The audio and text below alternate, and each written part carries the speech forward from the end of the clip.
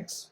Now today we'll discuss about well-behaved wave function in this lecture. And the thing is that whenever we try to build a theory for to explain an experiment, we generally use mathematics to model the phenomena. Now, modeling the phenomena using mathematics sometimes gives you results which are not physically consistent. So the wave function model, which is formulated using the Schrodinger equation, wave equation, the wave function which we derive from there might not give us a physical picture. Like it might not represent the physical system in some cases. Remember, we used to do some problems in our schools that there's a bus which is going at a constant speed and you are traveling by a bike and accelerating from 0, and the result used to give you that there are two possible times when they will meet each other.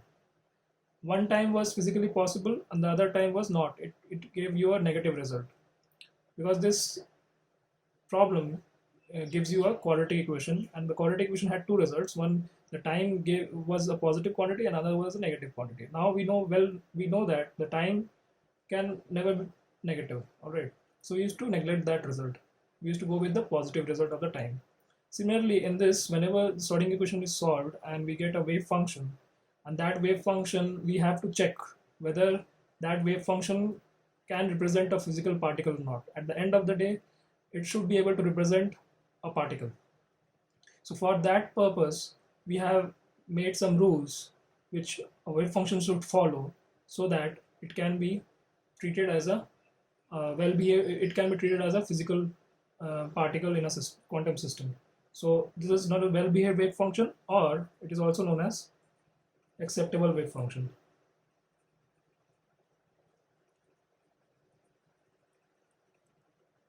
Now, from exam point of view, this is all very important because they sometimes give you a graph and ask you whether this is possible or not. The first thing is, if it has to represent a particle. Now, psi does not have any meaning, but psi mod square does have. So for psi mod square to have a physical, give you a probability, we should have the probability of finding a particle anywhere should be a finite quantity. It cannot be infinite. All right, as well as it cannot appear somewhere. And then let me write down the rule, first rule, then I'll get into the detail. Psi should be continuous, single valued,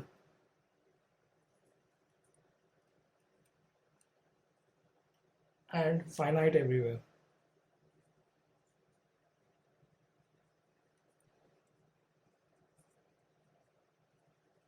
All right. Now, what does this mean? For psi to represent the interpretation of psi is not does not have a physical interpretation, but psi square does have. So psi square represents probability, right? It represents probability density, and ultimately it is used to calculate probability. So this has to be a physical quantity. Now, if psi has to be continuous everywhere, like psi cannot be like it cannot say in this space, say this is 0 to L some length, and it cannot be like there's a gap in between. Okay, there cannot be a gap. This is not possible. All right, this will represent that in the psi square graph, this gap will remain. So that means the particle is not available at this point, and then reappears again here. This is not the case. Single valued, it could not be. This cannot represent. This is not a graph of wave function. Not possible or not acceptable. Now, if we draw another graph, so there is discontinuity here, discontinuity in graph, which is not allowed. Now in this case,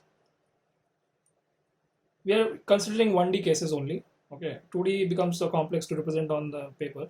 So in 1D, it cannot have a single, like it cannot be a multi-valued. Means it cannot be like the wave function cannot be like this. All right, like if you take the vertical line test, okay, this cannot be, it is not possible. It means that at a given point x, there are 1, 2, 3 values of psi, which is not possible. A particle cannot have probability density, 3 probability densities at the same point. Okay, so you got my point. This is, we are using, actually we need this quantity, and to have this thing continuous, single valued and finite everywhere, we need the psi to be continuous, single valued and finite everywhere.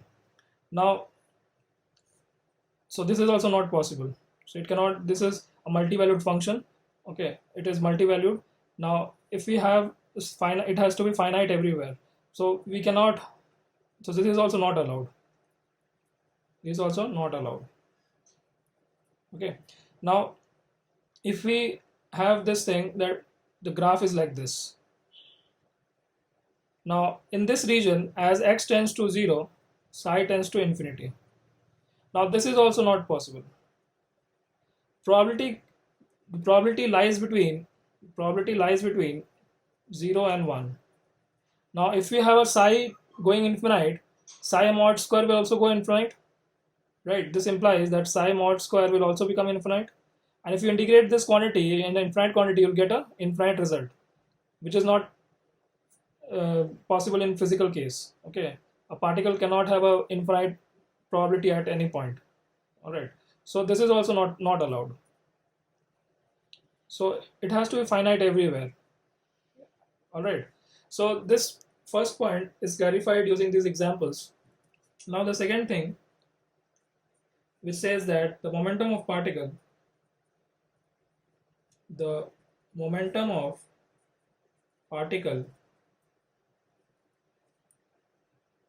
d psi by dx, d psi by dy, d psi by dz.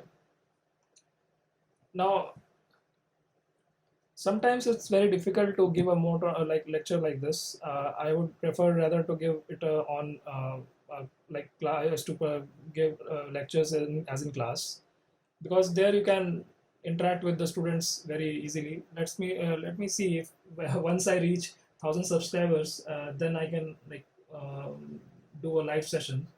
Okay, uh, that will be really fruitful, and it will be exciting for me also, because it's very useful to interact with the students. Okay, that gives you a lot more energy to um, like discuss various problems. Now, momentum of particle d psi by dx, d psi by dy, d psi by dz should be continuous.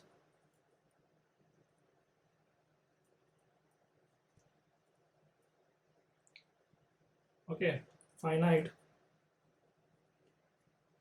and single value.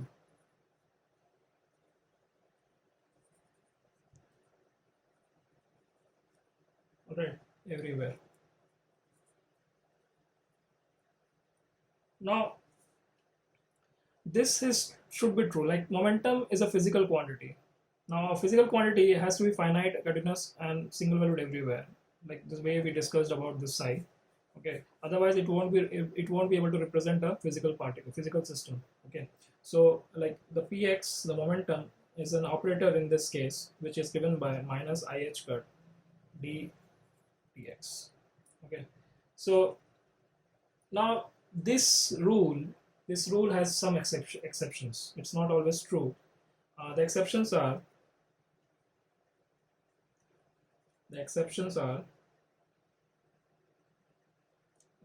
now d psi dx can be discontinuous in some cases. Can be discontinuous, even though the wave function is continuous. This can be discontinuous in some cases, and those are mostly ideal cases. Okay,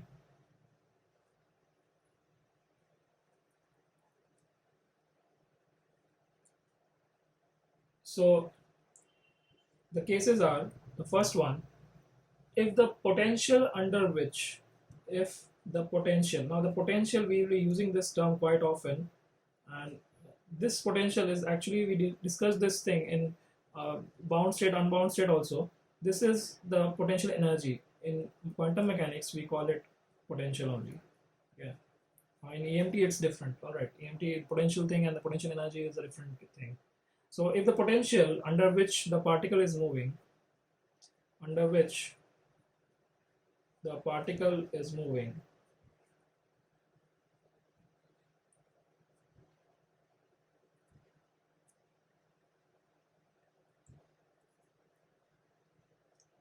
has infinite amount of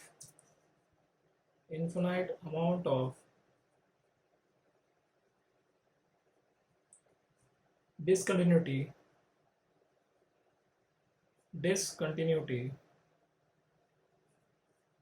at some point.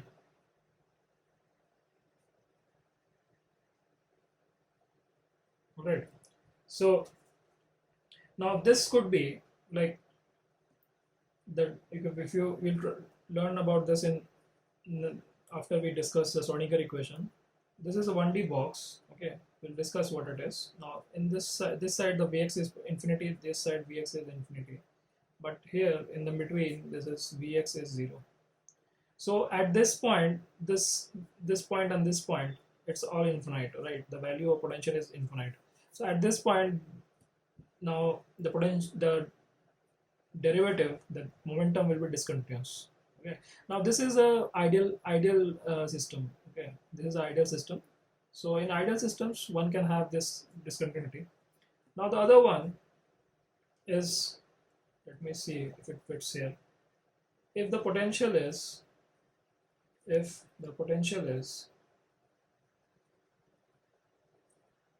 Dirac delta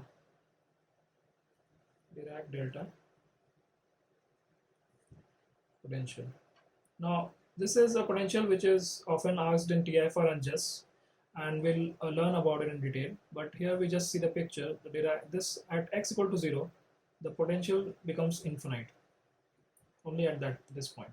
Okay, only at this point, this becomes infinite. Okay, the Vx is infinite. Now, if you write down in Dirac notation, delta notation, this will be dx.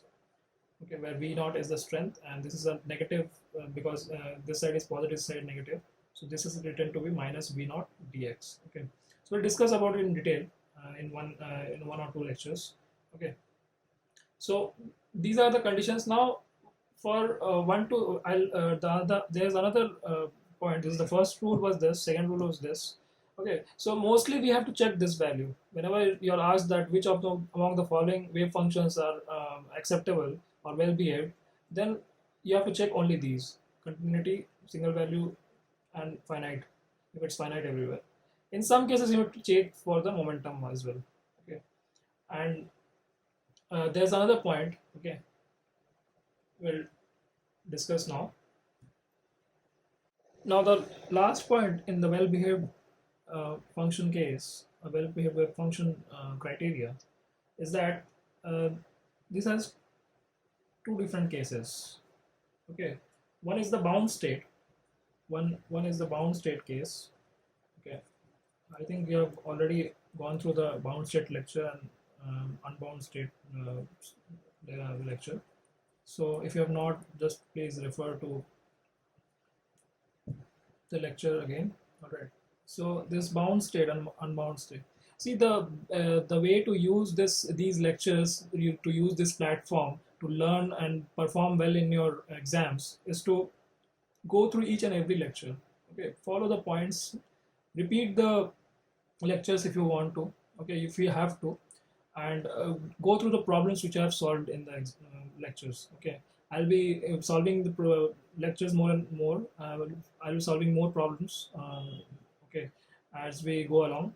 Okay, previous year problems. So in this bound state and unbound state, we have psi will be in this case, psi has to will be normalizable. psi will be normalizable. Now normalizable meaning is if you integrate psi square mod square dx, you'll get a finite quantity, and again which can be like made one by normalizing. Okay, so this is what is meant by normalizable, or you can say it's a square integrable. It's also known as square integrable. The integration should give you integrable, a finite quantity. Now without doing the integration, one can also find out whether it's normalizable or not. So what will happen is, for bound state, psi, like for say 3D case, x going to plus minus infinity, y going to plus minus infinity, and z going to plus minus infinity. Okay, so in this case psi is 0. Now the example for this is, we'll learn each of them as we go along the course. Box potential, which is the 1D potential I was talking about in the earlier rule. Now there's linear harmonic oscillator, very important problem. Linear harmonic oscillator, and hydrogen atom. And there are several other, but these are the things we'll also learn in the course, so I'm taking these as examples. So in this case, the potential form, okay, is such that like there's a bound state. All right. Now in the unbound state, so for bound state, the psi, whichever wave function we have, should be normalizable, and so sometimes you have to check this case also. Okay, if it's said that you want a well-behaved wave function for bound state, then you'll use this condition. You'll see whether this is going to 0 or not, or you might do an integration and see it. Okay, so most of the case this will be sufficient. This will be sufficient for you. Okay, and this is a very important topic from exam point of view. All right, so you should understand it very carefully. Now if it's just given that it's a well-behaved wave function, so in an unbound state, sometimes it's not normalizable. This is not normalizable, means if you integrate the small psi mod square, you won't get a finite quantity, you'll get a infinite result. So for x, in this case, what happens is, as you go to x equal plus minus infinity, y towards plus minus infinity, and z towards plus minus infinity, psi will not become 0. Psi will not become 0. Okay, so psi will be some finite quantity. Okay, finite. All right, it cannot be infinite. It will be some finite quantity, but it will not be 0.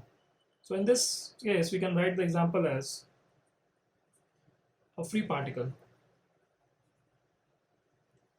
Okay, a free particle which does not have any potential. It can move freely. Okay, it moves freely. Okay, there's no potential. There is no potential. Okay, near it. It's free to move. Okay, so we can take an example that for a free particle. Now this is also an important topic which we'll discuss after solving Schrodinger equation. Now we'll just take the wave function. The wave function looks like this: exponential ikx. Okay. Now this is a complex wave function. We can plot the real part and the imaginary part separately. And so if we try to integrate this, what happens? I said that this will give you infinite. It is not square integrable. So if you do this, what you'll get? You'll have psi star psi dx. Okay, so this is minus infinity plus infinity e to power minus ikx dx. Okay, so this gives you, this is minus infinity plus infinity, this is dx. Now one can just simply calculate this x minus infinity plus infinity. Now this will, even if without solving it, you can say that infinity minus infinity, like this is what? This is infinity minus of minus infinity, that becomes twice of infinity. So this is actually infinite, right? So this quantity gives you a diverging result. So this is in this integrating this thing, we say that this is infinite result, or we also say this is divergent. This is infinite result, divergent result. Yeah, diverges, the integral diverges, or we also say that this is non-integral, non-normalizable. Alright, so we have several ways to say it. So exam might give you like this. They might say you that this is the square. It's not square integrable, or it's not nominal. This is not square integrable. There are several names. It's not square integrable. Square integrable. So we have several names, okay, which can be used to say that this psi belongs to a unbound state. All right. If you find these lectures useful, then please like, subscribe, and share with your friends.